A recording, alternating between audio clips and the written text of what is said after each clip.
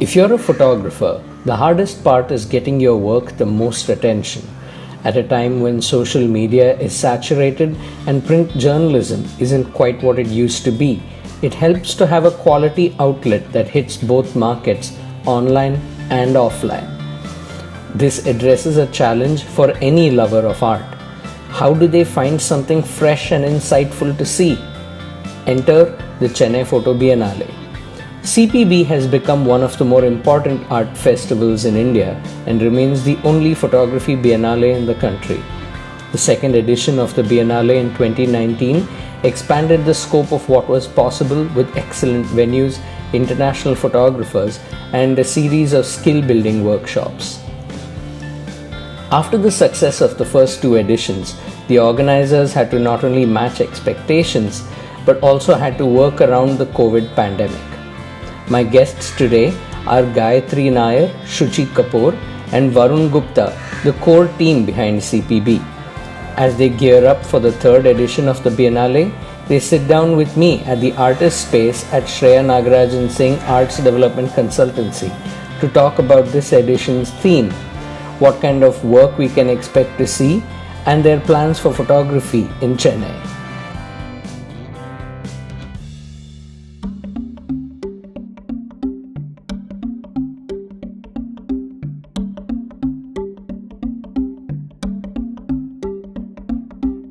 Welcome to Everything Comes Together. My name is Sreenag and I'm an architectural photographer based in Chennai, India. On this series, I speak with people in the architecture, photography and design communities, documenting their personal journeys, the challenges they overcame, and the most important incidents in their lives that made them who they are today. Why don't you just, one of you can just talk about what is the theme of this edition and why did you choose this theme? Because it's quite an interesting concept. So last time, as we said, we had Pushpamala as one of our curators because we really wanted to delve deeper into photography as an art form, and she did manage to create some wonders as far as some of the works were concerned, even with the whole installation formats that we brought about. Going forward, we were wondering that how do we also open up the whole curatorial space? Because when you look at India per se, there are only those many curators, or at least that we are aware of, that we were looking at, and we said, are we always going to go in the same circle, or is this also an area that we need to open up? And that's what sparked the whole discussion about having a curatorial team. And this is where then we spoke with Goethe Institute and we were trying to figure out what would be a great way to make it a mix of international and national, curators coming together. And therefore, the curatorial team was established with two curators from Germany and two curators from India. And once that process was established and they were all on board, it took a while for us to reflect on what is the need of the hour? What do we really need to communicate about, given not just what's happening as far as current affairs are concerned, but what about climate, ecology, gender? There were so many of these issues that were surrounding us, and how are we going to address them? Because the Biennale cannot just be art for art's sake. And that's when the curators got together and they came up with this whole thematic of maps of disquiet, which is in essence reflecting on the exigencies of our time. It is a reflection on what's happening around us over the last few years, whether it is in terms of ecological collapses, or even how technology is part of our day-to-day lives. And there's so much of consumption of imagery and how that is playing a role in our lives, but through very interesting formats. So just to quickly kind of introduce some of the formats of the forthcoming edition, we are going to be launching a two-part journal, an online journal, which will include a lot of critical texts as well as podcasts with some scholars as well as artists, scholars who actually write on photography, and of course some artist works as well. Because we're also, as Varun was mentioning earlier, how text plays a role. You know, we're only always now, with the digital revolution, we're only looking at a huge barrage of images. And what are we understanding? What's staying back with us, you know? And this is where text comes in to set some context. Moving forward, then there will be, of course, a hybrid format of showcasing the work. So now I think we have about 7 venues, I think, across the city, but with intimate shows and forms, not as safe planned. for COVID. Safe, hopefully, for COVID. And of course, all artists are being represented on our web platform that we are going to go live on 9th December. And thereafter, of course, we will continue with hybrid programming as well. So there will be something for, of course, the artist community, but definitely for our general audiences. I mean, some of our friends are excited that finally something is happening in the physical, so they might come down, and that would be great. But we're not really looking at numbers in this edition. We really want to engage as much of our local audiences here or from the region if possible. And in January, we are hoping to launch a 2-part, again, Biennale publication in a newsprint format. Because one of the core ideas for even imagining this edition was that how is the Biennale going to happen? Like, how are people going to come? What if there is another lockdown? And therefore, can we think of ways in which, if people can't come to the Biennale, can the Biennale be taken to them? And the newsprint is one of the ways, which is also, I think, very popular in most parts of the world, which having a newspaper, you know, and a tangible piece of paper, tangible piece, something in print, which we all are very fond of, and that would be one of the ways in which the Biennale will reach out to people. Of course, it's not something that will be available at a tea kadai over here, but we are trying to make sure that universities, libraries, and other arts institutions, and at least some of these spaces, we're also talking to a lot of our partners in different countries, that what if we send you and you can distribute it to your audiences, because a lot of international audiences are not coming. So these are some of the formats in which the maps of Disquiet will be unveiled. I think this newsprint concept is something that I didn't think of, having artwork exhibited in that way, which means also it doesn't need to be limited to this city. It can actually move out. Exactly. And perhaps even in the future be bundled with local papers in other languages as well. So I think that's and you can get it if you contribute to our crowdfunding campaign. again with that camera right there. Yeah, so it's available as a gift if you contribute 5,000 or more to our crowdfunding campaign, and I think that's live already on Keto. So we'll drop that link. Yes, please drop the link. Yeah, we'll do that. Yeah. So when you're talking about artists, so how many artists are being displayed this time? I think overall, combining both the journal contributors as well as the exhibiting artists, we would have roughly about 50. Okay.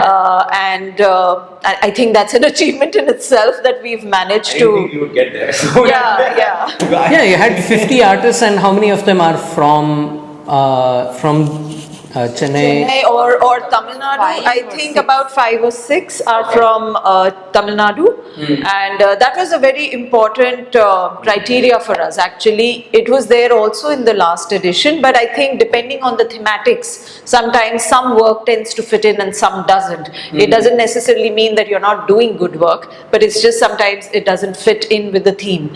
So, I mean, this time, because the theme is so kind of all-encompassing, and there are various approaches also that the curators are considering. Like one of the artists, Sridhar Balasubramaniam, has been working on land and body and what does this connection mean, you know, in terms of.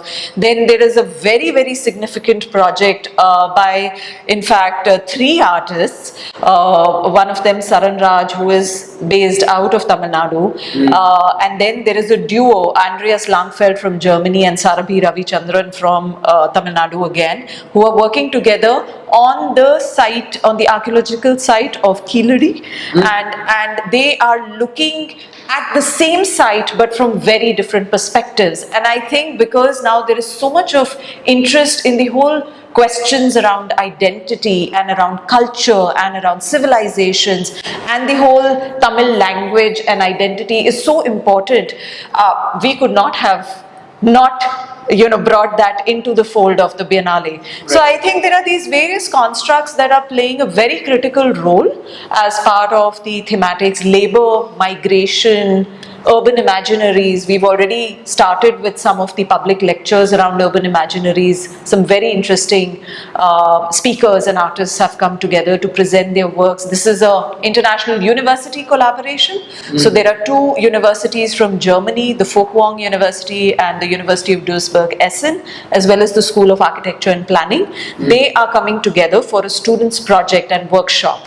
And the faculties and artists and the students. Where does that happen? So currently it's happening online because everybody is in different spaces, but there will be an output that might happen in January in the form of a publication, hopefully. But I think the format will get decided as they keep working along. But the great, I think, thing about this edition is that in spite of all our limitations and challenges, everybody is willing to be creative and work along and come out with constructs that would be easy to kind of share and disseminate. And it's not just about going and looking at a photograph on a wall. I think we are already moving away from the whole white cube, idea, and which is where the whole public engagement, public space comes in. So one of the other very important mandates at the foundation is not just the sharing of the educational processes around photography with students, but can we use this moment also to showcase their works? And I'm going to hand over to Gayatri to talk more about that because they're building some very exciting plans. And why don't you share? So actually, same thing, like we were talking about photography as art, and I think when you're teaching photography, it's more about the process, documentation, what you see. But then once you print the photograph and you put it up in frames or on a stand or whatever we did last time in Egmore Museum, and you invite the students and their friends and family to see it, that's when this kind of, I think, the connection happens that, oh, I made this and now it's being showcased to the whole world. So that the recognition that this is exhibition worthy and it's, it's being consumed by public at large, I think that's when that connection is made that you created something that will be exhibited. And I think this year, again, we're doing that, with students where we help them, we mentor them and create work with them. And then we show that work to public, and hopefully this year it will be at Egmore Museum again, if we can, put all the ducks in a row for us. And in addition to that, there's another collateral show that will happen in Dakshin Chitra with our Kanova Fellowship, which I was mentioning to you earlier when we were not recording. We are working with Studio A to mentor 5 women from across Tamil Nadu who want to pursue a career in photography and film. Shuchi and I both have been in photography for a while, and I think whenever I used to go to any of these photo meetups, it was like 90 men and like 3 women or whatever that. And I think it used to intimidate many women to even show up for these events. So, networking became a problem, mentoring became a problem. I think there are very few places where it's just, women get that opportunity to speak up. And I think sometimes when you create that space, then you'll see that there is a flood of people who are interested in joining this industry. It's just that I think that ratio sometimes is skewed. So I think we wanted to help in a small way to start that process. There are many initiatives like this, by the way, who are trying to address this problem of gender disparity in photography and film, and this is our effort. It's called the Kanova Fellowship. We've selected 5 women who we're mentoring throughout the year, and we're going to exhibit their work as well during the Biennale at Dakshin Chitra. So that they're thrilled. I mean, when we told them that this is going to happen, they were like, "Oh my God! Last year I came to the Biennale. I mean, last edition I came to the Biennale. Now my work is going to be shown." So it's great to make that happen.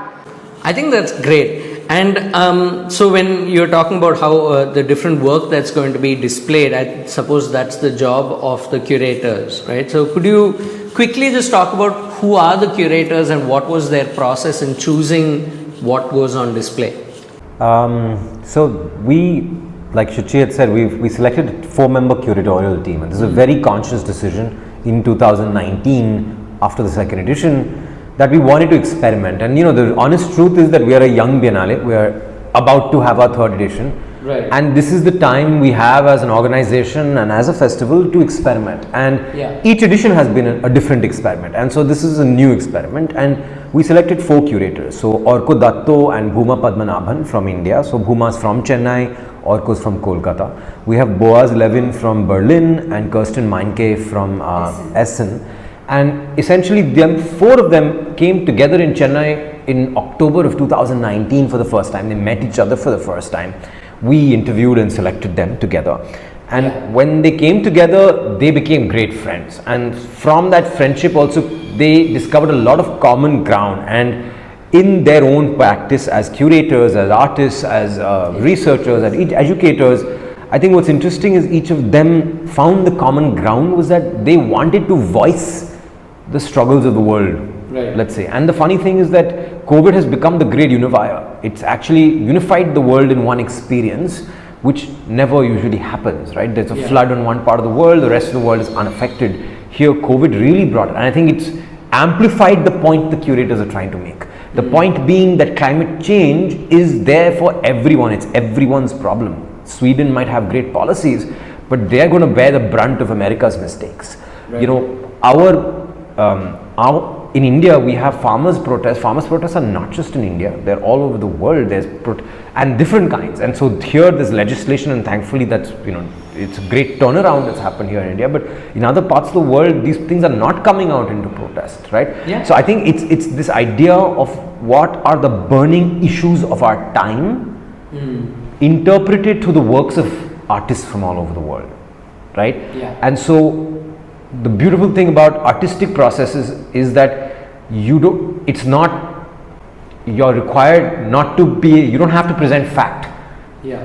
It can be interpretation, it can be experiential, it can be emotional, it attempts to convey a point, a feeling, right, or an opinion. And I think that's what this curation is about. And how the curators have gone about selecting is how any curatorial process works. I think once they built the framework, which is the theme, they went about researching who are the artists who are talking about subjects that fit into the thematic, right?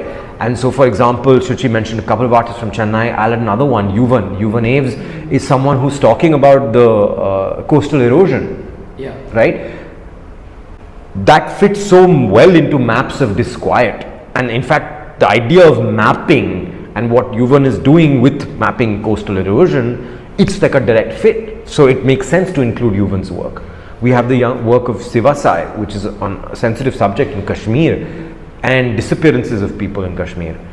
And it fits perfectly into maps of disquiet, right? So I think these are the works that they started discovering and talking, and they met people. So some people in Germany and Europe that the European curators were in touch with, some from the Indian curators, and vice versa, right? And they reached out to these artists. Our artists have been amazing in this edition because we recruited 25 of them for a Biennale that was supposed to open 1 year ago.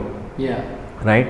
And then we had to postpone. And they've been so understanding in sort of dragging this process on. Our curators, we've had to sort of double their duration of their contracts, and they've been very, accommodating and also working with the format. So I think the extra time has given us the ability for example, to work on the Keeladi project in more detail, because that's been an 18-month project for Saran Raj. He's been spending 18 months in Keeladi on the site documenting. So in that sense, COVID permitted us to do more with this time. Yeah. And the curatorial they were very clear that we must have a big anchor in Tamil Nadu. Yeah. Thematically and artistic representation also. And so the thematic representation in fact is more important to us, because what that does is you're not just saying I am representing, and this idea of tokenism cannot come, because you're talking about the subjects that are important to the people in Tamil Nadu. Right. So, there was something that I had that I had lined up to ask you, all three of you actually, after this, which was, now that you have some experience working not only with artists and with curators and with the government and with sponsors, and you did a whole bunch of workshops as well the last time, right? So you have even colleges and then students. So there's like a ton of different things, people that you have worked with, right? So let's forget about the rest of India or the rest of the world for the moment. When it comes to Chennai and Madras, or even Tamil Nadu right now,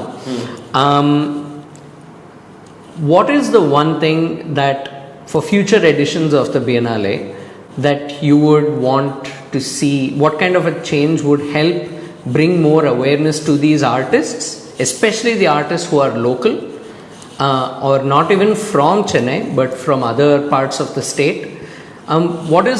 Is there like one or two things that you feel would immediately help give them that attention, and whatever they want to document, whatever they want to exhibit, whatever they want to talk about?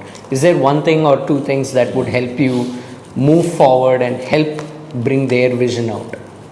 So, if I can take that on.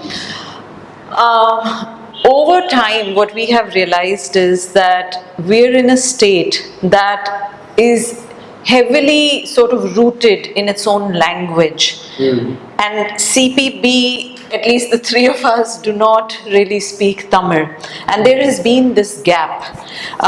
We have tried a little bit to learn the language ourselves, at least for the initial ice breaking that is required at many points. Right. But one of the ways to also bridge this gap is to make sure that rather than only focusing on international content, can we now invest ourselves, and which is a discussion we've already had, can we invest ourselves into more local and regional histories, and try and see how can we bring about and have that conversation. And it's not just from the point of view of language, it is also who are the stakeholders in the region who can partner with us on this to ensure that this is a history, or this is a point which many local artists and people will be able to relate to. I'm still sure that the maps of Disquiet feels a bit alien to a lot of regional speaking audiences, because it is a very anglicized and English construct at the end of the day. It is also a language that we are more familiar with in terms of its presentation. So that would be one way to make sure that we take ourselves now into more local histories and archives and topics that... And does that play a part in the Biennale, which is starting soon? To a little extent, yes. Like the Keeladi project that I was just mentioning about, Yuvan's work on the coastal erosion. And while there are, of course, some other artists who may not be working on themes and topics that are emerging out of the region, they are working on, for example, Kashmir or Manipur and other, topics. But the point being that going forward, once this edition is over, as a foundation, it is our mandate to make sure that this gap that exists needs to be bridged. And this is not just a gap of the art form, that there are some gaps that come in from the whole genre of bridging the commercial side of photography and the audience that exists over there with this form of supposed intellectual art forms that are being presented. And I think the bigger question here, Sreenag, is that are we going to impose our ideas and external themes on them, or are we going to work along with them to develop these themes? I think that's where the shift needs to happen. And is that something that's on your... It is very much. It is very much part of our agenda already. Maybe we might be looking at it in smaller forms in this edition. Right. Also because it's been a COVID year and we haven't really been able to engage with as many people as we would have liked to. But going forward, that is definitely on our mandates. And it comes into a question also because of a lack of physical space to meet and engage with each other. Sometimes, right now there is enough virtual fatigue and we are a little anxious that how are people going to engage with a virtual edition of CPB3? Yeah. Like, I'm not wanting to go to another website to see so many artists' works, but what else is the option at the moment? So I think going forward, this is going to be our plea to the stakeholders in the city and to the government. Yeah. Could we build one space where we could conduct a lot of these programs, where people could come, they're free to use that space for their own outputs if they so please, and can we make it a little more inclusive in that sense? Yeah, I think just to add there's definitely inclusive. So I think to get to the bottom of what your question was about is, we get asked this question a lot, is how can I be part of the Biennale? And frankly, it's not an easy answer for us, because as a curated Biennale, often the curation and the process of curation will mean there's a certain exclusivity, or a lot of people get excluded, right? And we are constantly, so last time we had a more open call project called Namma Chennai Namma Biennale. In this time we decided not to do that because of the COVID thing, but we might do it with photo books. Yeah, we're going to do it photo books, and we're doing small actions to be more inclusive, but there is on the charts, from a future gazing to also sort of wrap up the conversation, is I think on the charts from a future gazing perspective, we are talking to have one project that comes in between the two Biennale, each Biennale, that is focused on the Tamil diaspora, right? Because not just here but across the world. That I think it is, you're right, that unless people feel included, that awareness won't spread, right? And so there is that feeling of aspiration for someone in Madurai saying, oh, I showed my work as part of the Chennai Photo Biennale showcase. That's an idea that we're toying with. It requires a lot of support from the government, because it's hard enough for us to do this every 2 years. If you have to do something big every year, then we're going to have to need the magical hand of the government, as they say. But I think another big part of, and it ties into what Shuchi was saying about mentorship, is we do imagine that we will have a space of our own. And when I say space, a space that's versatile, that can be exhibiting photography, a place for dark rooms, a place for studios, a place for a big library, and a place for classrooms where we can conduct our Kanova Fellowship, all our fellowship, our education programs, but also then start engaging in more long-term mentorship, right? Because this idea of helping someone take that leap between being a job and being what they're doing out of passion. That leap is something that sometimes comes from outside as a spark, because you see something or someone sees something in you, right? And that's something that we would love to be encouraging. And so we do have a dream that we don't say no deadlines, but hopefully at some point we'll be able to set up a space. Thank you very much for doing this. I think a lot of what I wanted to know put down in these questions, and then that became a lot clearer to me, to know what inspired the need for the Biennale in your own minds, but also what was the process that brought you here. And it'll probably help people who watch this become a little bit more engaged in what's happening, and yeah, hopefully. Yeah, I'm looking forward to seeing that. It's the first time we've ever done one of these together, so it's good. It becomes part of the record of the future. So well, that's what this show is all about, right? It's a little time capsule. So thank you very much, and we'll look forward to the Biennale. Sounds good. Look forward to seeing all of you. Thanks. Bye.